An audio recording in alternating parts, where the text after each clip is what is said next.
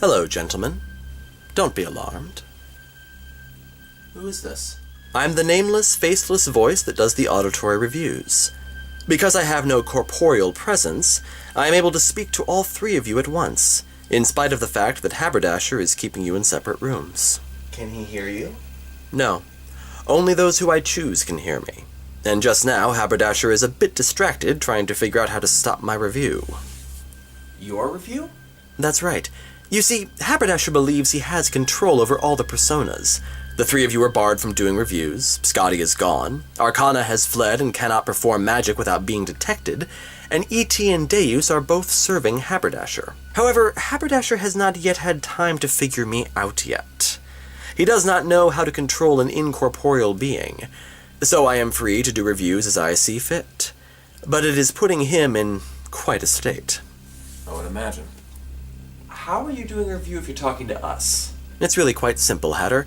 Most reviews require editing, as your own editing mat knows, and in between the jump cuts is lost footage, misspeaks, blunders, inaccurate statements.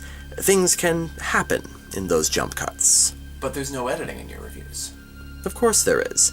It's just not obvious editing. Even my voice isn't a perfect one. And I do have a certain limited ability to edit my own reviews, but it mostly relates to auditory editing. My visual editing is limited to the simplest things.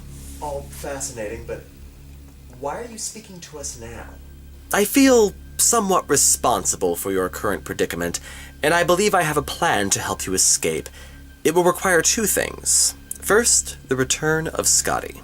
But none of the personas can remember Scotty. I mean, we're all aware of his existence, we've seen the videos, but that hasn't helped to bring him back. No, because there is a difference between knowing and remembering. Hatter, when you visited the future, you were able to bring Scotty back for just a moment by describing him to the others.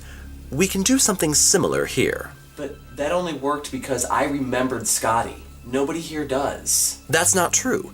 Scotty's existence is dependent only on those who were a part of original Matt remembering him, not everyone.